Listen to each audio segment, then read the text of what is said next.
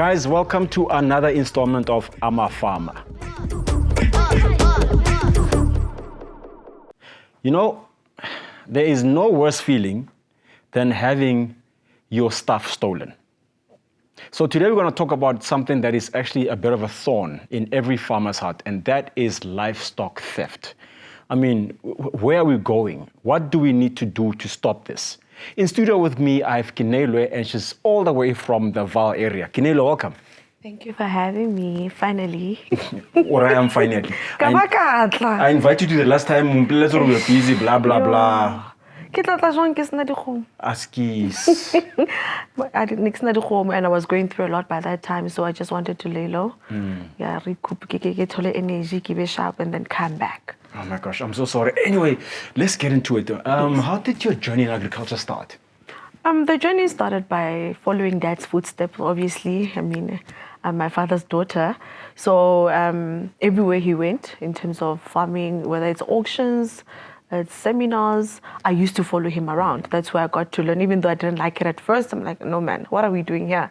But I enjoyed it as time goes by because it was a learning curve for me. It's only now that I'm into farming, I realize that this is what he was trying to teach me, especially in terms of market analysis, growing your network and so forth. So that's what helped me the most. And then I followed his footsteps and then I took over. So let's talk about your farming operation. Where do you farm and how big is it? I farm in Fama Park. On the R54 to Potchefstroom. It's a 405 hectare farm, 200 arable, 205 it's for grazing. Yeah. What animals do you farm with? It's cows. I know this, I know, but we're going to get to that part. Yes. It's cows, pigs, and then I plant soya and maize. How are cows? What breed? I do Bonsmara. Another one of Patrick's people. Yeah, there I am. I'm definitely Patrick's people. He's my mentor. Yeah. I changed the breed once I went to Cernik. I had a Majaka Tata in there. I had different types of breed, more than 5. Went to Cernik under their program. Came back, I was highly impressed. I love the breed. I love the adaptability. I'm like, Daddy, Rachincha. And then that's what he did. So tell me about the area you farm in Ali Challenges City Bayern. I mean, the last time I was at a farm, somebody burned your maize field? When? No, it was the grazing field where we planted Smith's finger, and it was raining by Chaser, and then it burned down. And yes, like what? So yeah, let's talk about some of the challenges you face in that area. What are some of those? But like Israel, those people. But I think theft is one of the biggest problems in our area, not only for me, but other farmers as well. But, you know, the way everything is happening to me consistently, I'd say I'm the target somehow. You remember, firstly, they burned the field. Secondly, they stole my tractor. Thirdly, they stole more than 70 of my cows. Whoa. 70? Yes. Hey. They stole the bulls, the females, the winners, the heifers, everything that was in that kraal, gone. How did they get 70 animals all out at once? That is still my question because we had all the necessary security measures in place. The first time they stole it was last year, November. They got stolen, I think by that time they stole plus minus 20. But most of the production was winners. They stole the winners. Obviously, when you take a winner, the mother follows, I guess. Of course. Yes, that's how they managed to take the mothers as well. But because it was winning season, we had separated. The kraal is in different sections. There's the winner, the heifers, the bulls, and the matured cows. So from the way when we look, my kraal, you know it, it's steel only. So you can imagine, how do you take out steel without a grinder? But when we look at it, everything was grinded down. Hey, man. The gates were taken off from the sides. The head clamps were all stolen. The only thing they couldn't steal was the ramp because it's a built-in ramp. It's built-in ramp. Yes, yeah. When did this happen? November. March, the last part was April, on the 3rd of April. So when you go and report this to the authorities, what? I know, but I have to ask that question. We did report it. The moment we realized that the cows were stolen, we did report it. But I can't say much on SAPS. Honestly, I can't say much. They didn't even come on time. When you called, apparently all the bakkies were out. Once the car comes in, they will send one. What? Yes. And we had our own search party, my dad and I, family and friends close by.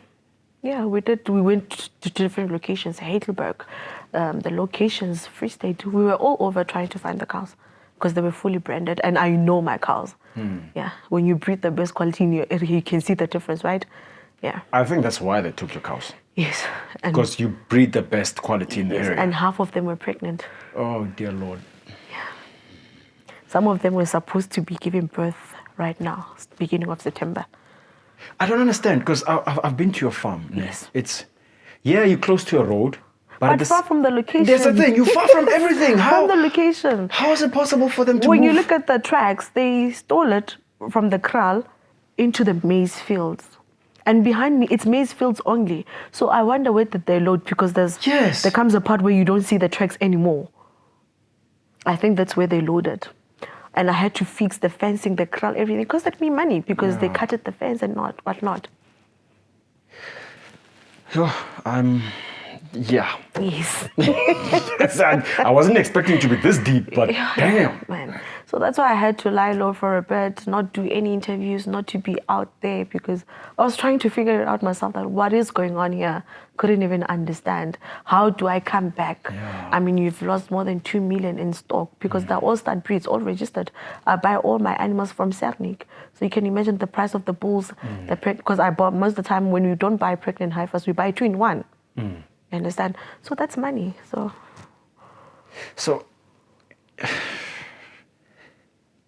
I'm actually in shock, by the way. That's why I'm quiet. And you know, by that time I had people who say to me, Keneilwe, can we have winners? They were ready to come and take those winners. I was ready to make money. And then what do I say to them? You know, it's like I'm not truthful, or I'm not consistent. It's like you're not serious. You understand? You send people these pictures, they come to the farm and say, and we come in to fetch them once you've win. And then what happens? Business down the drain. Exactly. Because from my understanding, you've got pigs as well, but the cattle the main were actually... production was the cattle. Was a cattle. Yes. I mean, cattle, you know, the piggery, it's fast money in a way. You know, 3 months of pregnancy and whatnot, but the value is not the same as the one with cattle. It's not. Yeah. It will never be. It's not the same. So what did this... I mean, I've met your father. What did this do to him? I mean, my big guy, Gauteng. It was very hard on him, because remember, he has a heart operation. So it was not easy for him to survive. Like, he didn't want to go to the farm at some time. Like, this thing is depressing. Imagine we had the whole kraal, it was full. And now it's empty. I saw the pictures when it was full. Yeah. And even when I was there at the time, at that time there was like 60. Yeah. So imagine when you came to the farm, it was like 2022. Yeah. It was 60. We had grown it. We had grown the operation. And there were like, how many pigs by that time? A lot. And there was a lot. Exactly. So now when you get to the farm, there's literally nothing to look at. Just the maize that you still haven't even harvested as yet. And now we're facing drought, and you're thinking, how many tanks are we going to get from this field to balance all the financial costs in the business? It was a tough time for him. Yeah, I can imagine, because I saw also in one of your posts where you said the math is not mathing at all. You know, we are planting. The tons are not turning because we are planting, we are working, and then when you go sell these things, the money doesn't speak the word. Exactly, the money, the input costs, and the profits. When you calculate, there's no profit at all. The money you have invested in this thing, you're not getting it back. You understand? Besides the drought, you know, after some time we did some soil tests to understand that, man, on average we can get plus minus 6 to 7 tanks per hectare. But why are we getting 4, even less 3 this year? Oh my God! And the grading is a grade 3. What's happening? You know, and then you get to learn that, you know, soil testing is very important to understand that our pH was low. It was on 5, I think, no, 4 point something, and your pH at least has to be 6 and above. You understand? Then that's where you need to put some lime onto the ground. Money. Yeah, lime is not cheap. Yes, definitely. Why are you doing this, bro? I love it. I don't understand. Why are you doing Throughout the challenges, I still love it. Honestly, I still love it. But also it taught me the importance of diversifying on the farm. if my main focus was only cattle, how was I going to sustain the business? How? And I think the maize production also helped us because we were making our own feed. So that's why we broadened our spheres into other things. So now, because of maize, there's still business. But even though we had to take out a few employees to say, now we can't afford salaries anymore. Damn. Can you please take a sit? Understand? Because this thing that was giving us money is no longer there. It's no longer there. With maize, you get money like once a year. You need to manage all your finances until you go into harvest the following year. And from that profit that you get, you need to buy input costs. There has to be diesel, there has to be money for employees to pay salaries. And you need to do a monthly maintenance here and there on certain parts. You understand? Then I asked this question. Yeah. What is the plan? Are you going to, at some point, restock cattle or Definitely. Hey, Mara. Definitely. What's Keneilwe without a Bonsmara? Who am I without a Bonsmara? True, Yeah. true. I am a Bonsmara lady, so definitely gonna go back slowly but surely. Slowly but surely. But I also have to tighten my security measures because I've once bitten, twice shy. Eh? Yeah, of course. Yeah. And because the thing is, Keneilwe, as you keep on saying this thing, now I'm thinking this is an inside job. That's what most people thought as well. But there came a time whereby once we let an employee go because of disputes and whatnot, some come drunk and whatnot. So some we had to let go. I changed the systems, the locks, everything was changed. Still, we experience livestock theft. Yes. So the target is to say, we want this lady down. There's a guy I met at the auction and he said to me, you think you're going to succeed? So it gives you an indication, hore, this thing, it's currently a syndicate that's operating. Yes. And I'm the target. And mind you, in our line, I'm the only female and the youngest. Yeah. No, it sounds like a syndicate because we've had a lady also, Mama Pinky. Yeah. Klabi. Not far from me. Yeah. Yeah. They stole 200 of her sheep. Imagine that. And then she found the meat, kokas, Exactly. being fried in I'm like... There was a time when they stole, before I took over the operation, in the maize field where you enter by the farm, we found carcasses there. Your carcasses of your animals? Yes, they took whatever they wanted, they left the rest. So they slaughtered the animals in your... Yes. I think it's those type of animals that didn't want to leave. Yeah. They struggled with them, so they just slaughtered and left everything there. No. The thing is now, so here's the thing. What do you have to say to that person in the township who gets a call from somebody say, hey man, I've got meat for you, cheap. Do they care? There's a place in Johannesburg that I won't mention by name, by the rank there. Packed. They're selling meat, it's cheap, the plates are cheap. Where do they get the meat from? Where do they get the meat from? Exactly. Damn it. Yeah. So, anyway, enough of the bad news. Tell me a little bit about your operation. I got you've got maize. Yes. You had cattle, and what else? Now it's the piggery as well. And then on the side, I have my consultation company besides the one that I do, Hlui, where I do business plans, bookkeeping, labor relations for your employees and labor contracts. Those are some of the things that we struggle with on farms. The agreement is just me and you sitting down. Can you work tomorrow? Yes, I'll pay you 350 a day. Or I'll pay you 2.5 per month. That's it. Now, tomorrow when this person leaves your farm, you have never registered them. Or when you dismiss them and they say, no, I'm taking you to CCMA, how are you going to handle that? You've got nothing to prove. It's your word against theirs. Understand? You as a farmer, you're losing money at the very same time. Even though they are wrong as the employee, they are wrong, they did something that you don't correlate with, still. And also, that's time you don't have to be running up and down Kodi court. Exactly. The management, so I'm there to make your management much easier, the job lesser, so that you can focus on the main operation, not on the paperwork. I mean, you can't be a farmer and sit in the office the whole day. Yeah, can you? No, unfortunately. No, we need to be on the fields. Hey, I heard that you and Shobi started a thing. Yeah. Agreed you. Yes. Yeah, tell me more about it. I saw it on the internet. I was like, okay. The ladies came together and they're standing on business. Yeah. I greet you as a new baby. We formed with Hlubisile. And we saw the missing gap, it's the market research and the DMs on social media. How do you start farming? How do I do this? How do I do that? I'm like, okay, this is a space that we can enter into. You've got your expertise, your expertise and your skills. So do I. Let's put them together and let's form a company. Let's give the people what they want. And then we entered into the space. So I'm going to go back to to what that guy said, this is a men's game. Who do you think you are? Yes. Do you feel sometimes, not even sometimes, do you feel that as a female, you are not taking seriously in this game? We are not. Especially, because Tobisile said, even at auctions, yeah, she struggles a lot. Bidding against men. I mean, yeah, how do you afford a car that's 15,000? How do you buy a bull that's 90,000? If you can, why can't I? I mean, our mothers have managed households without our dads. So what can we manage in the field? And most of the time I struggle with traditional men. Will tell you that a woman is not supposed to enter the crown. It's fine. You're a woman, not me.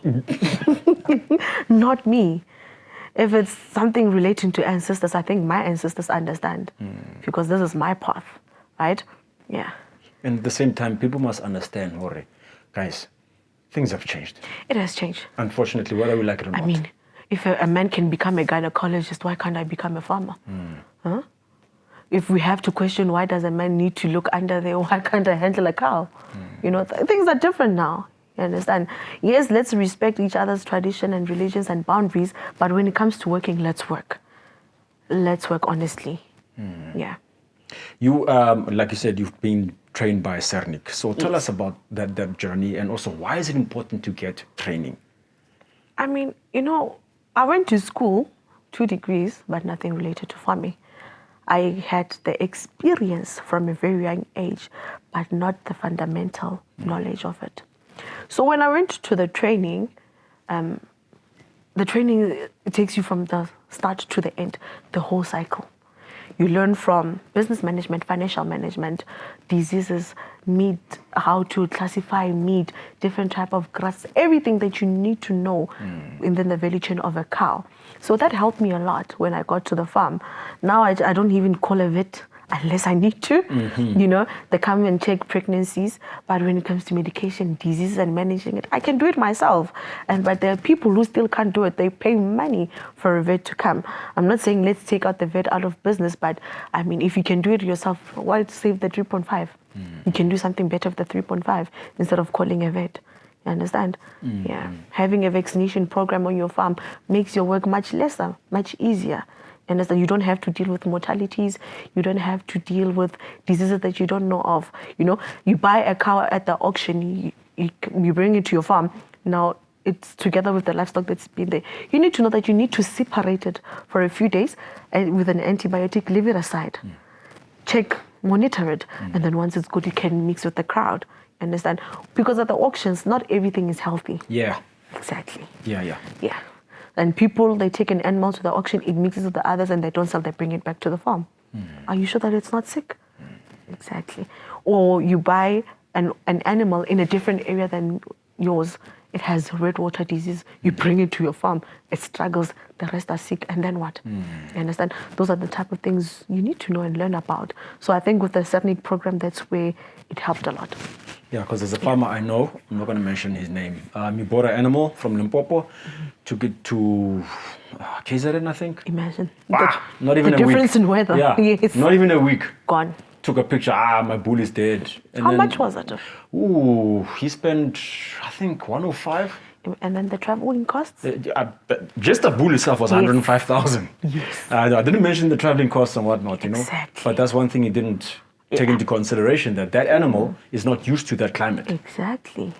That's when you choose your livestock, adaptability is very important. We're not saying let's promote the Bonsmara breed, but adaptability is very important. And genetics. Yeah, and genetics are very important. Yeah. You farm with a colorful and bright cow that people love. I also love it, but I love it for the skin, the nguni. But for meat, is it good? No, not really, no. Exactly. This is the logo of this show also, please. I also love it because of the skin. You understand? The skin is beautiful. It can make you money as well. Yeah, of course. You understand? Yeah. And you can expand in terms of, it has horns. When horns, we do trophies, they do buttons and do not. So you can also step into that market. Not everything is about meat. Yeah. Yeah. But then again, you guys are in it for the meat. Yes.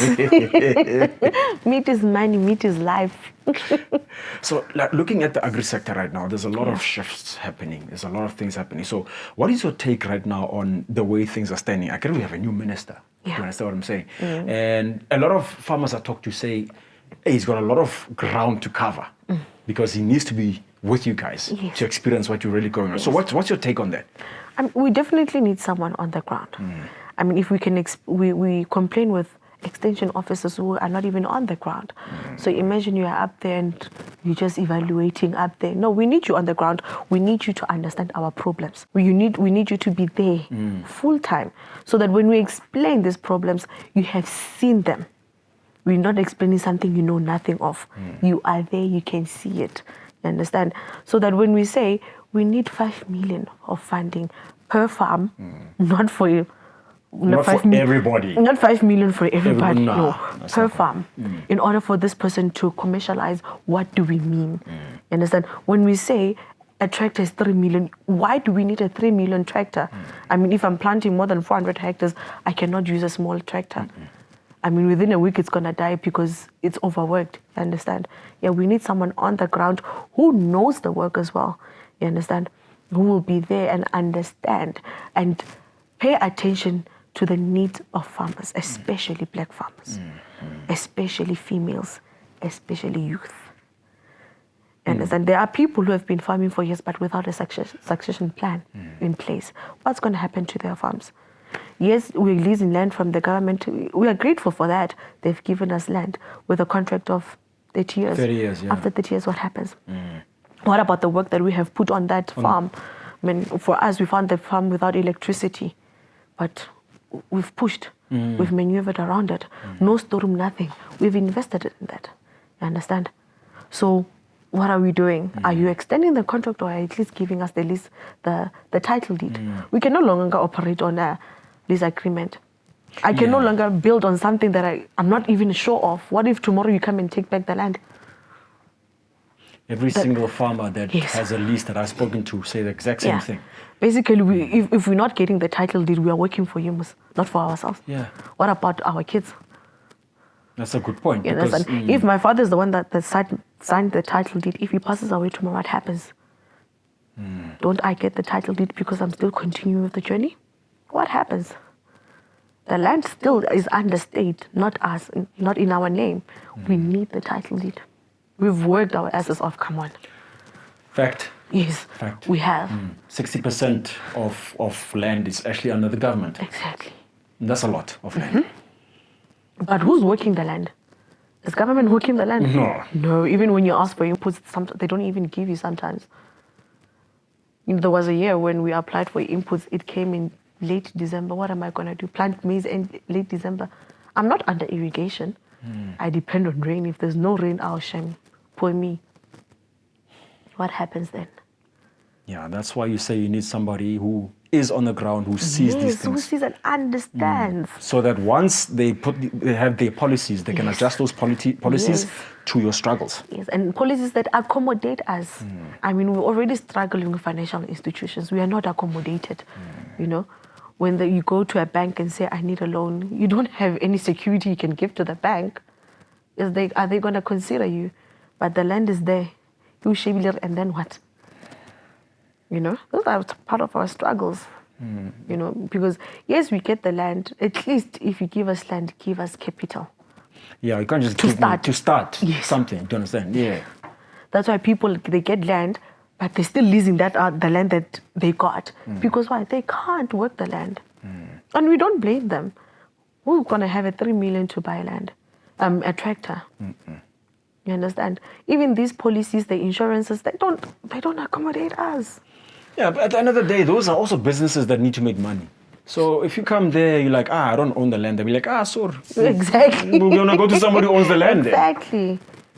You know? So I think it's very important for us to get those title deeds. Yeah. Very important. But the thing is, if you look at from the government side, I don't know why. Yeah. They I'm making an example now. Yeah. This is something I see.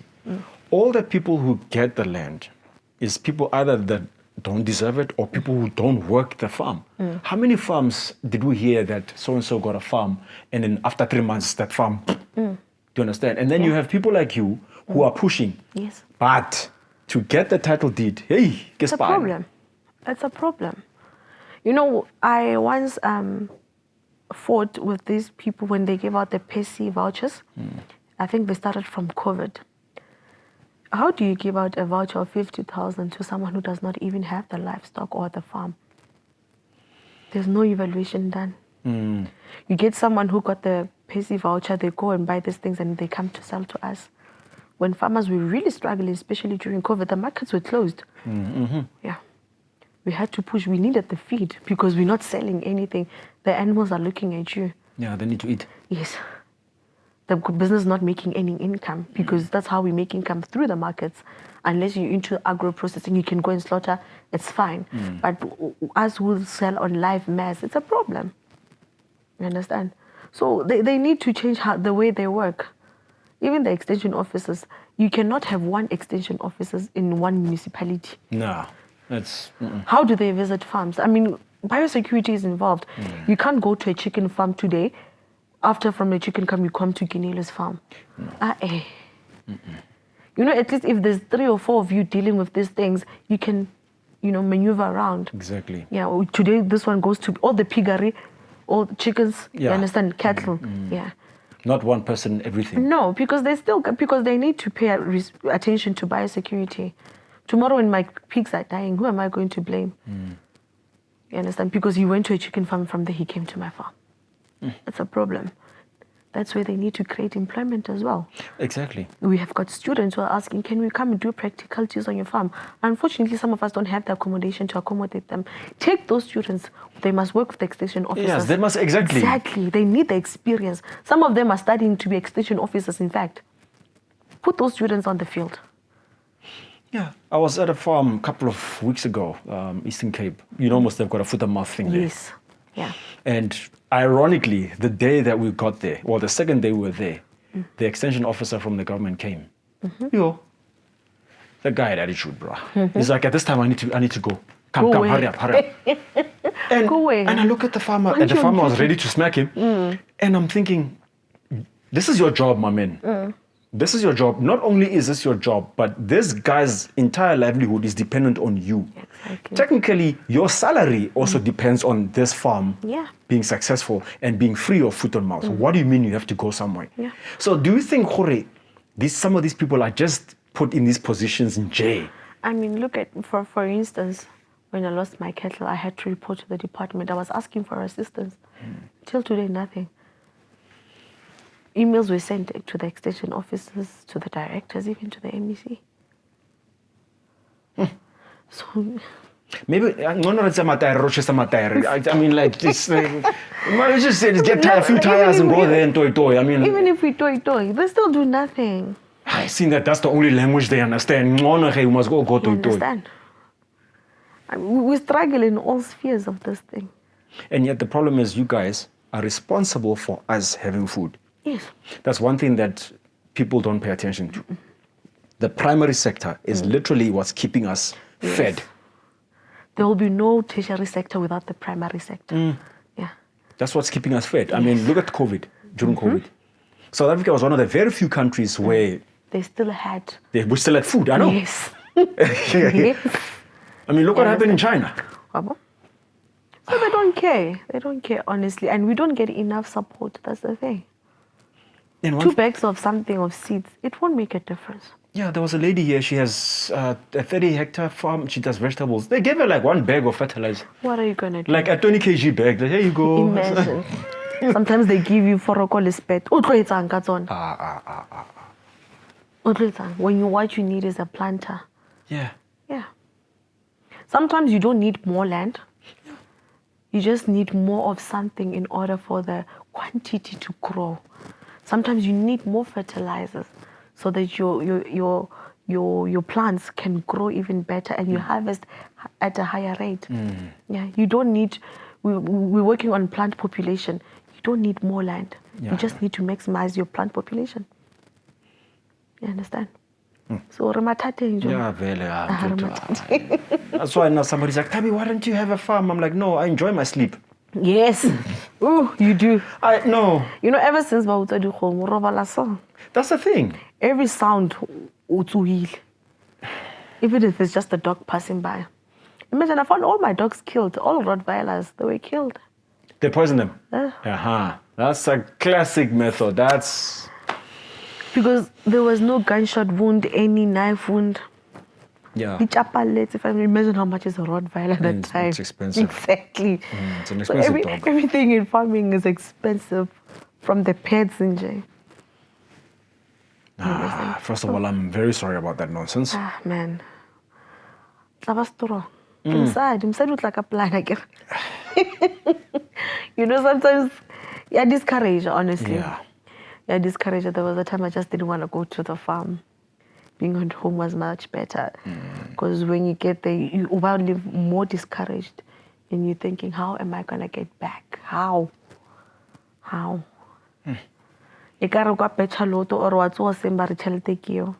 Any parting words for a young Keneilwe sitting and watching this and wants to get into farming? Before parting words, I greet you, ne? Like I greet you.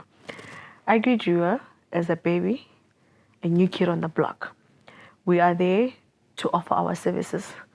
We saw the missing gap, Hlobisile and I, and so like, you know what, let's help these farmers. We are there there's something coming up in October. Be on the lookout. It's a masterclass that we are going to create for people. Hlobi has got that accreditation, so it's much better to attend something that you get a certificate for. Yeah, absolutely. And in our business, we deal mostly with consultation. We are everywhere. Livestock, we are there.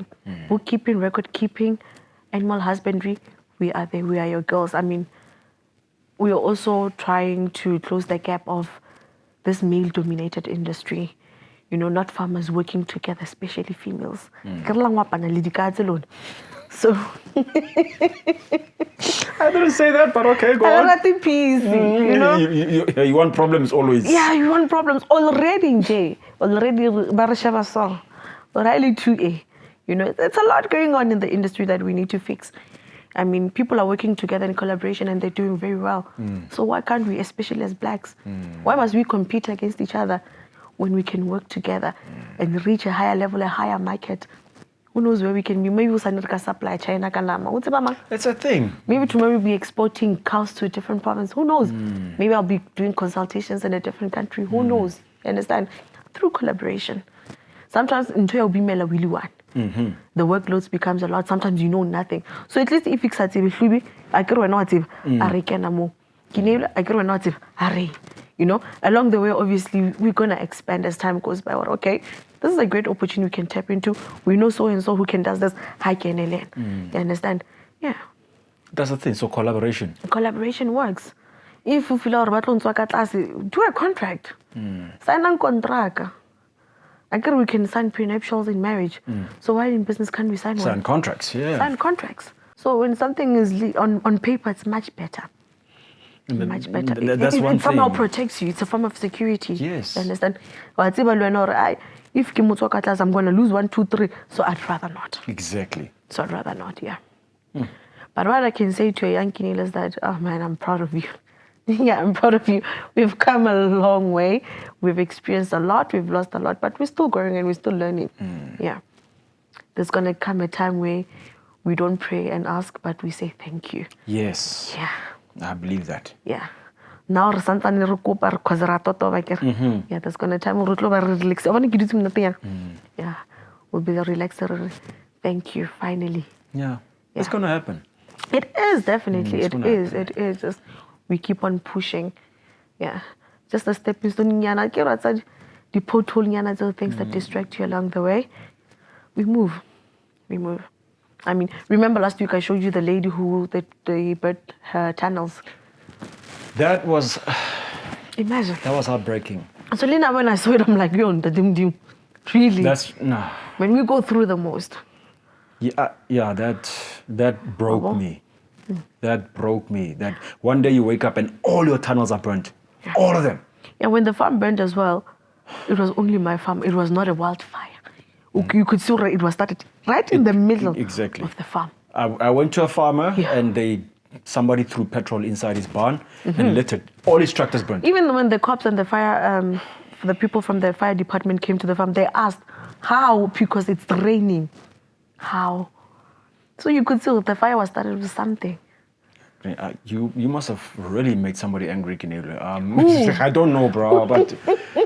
That was strong, Muto. Anyway, Keneilwe, thanks for coming through.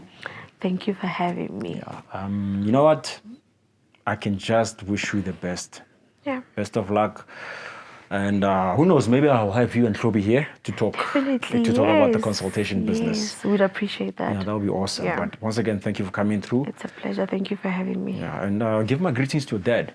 Yeah, I'll do, hey? I'll do. Plus, kilo comrade. Yeah. We don't even want to talk about that. Yeah, man. Yeah. Guys, thank you so much for watching Fama. You know, what really breaks my heart is that people are working hard out there, and yet there are other people who actually do not respect that. Guys, livestock theft is a serious matter. Not only are you stealing from the farmer, but technically you're stealing from yourself also. So please, guys, let's respect farmers. And if you know of anybody that's somehow selling meat and cheap kokasi, let's not do that. Anyway, thank you so much for coming through to Fama, and see you on the next one.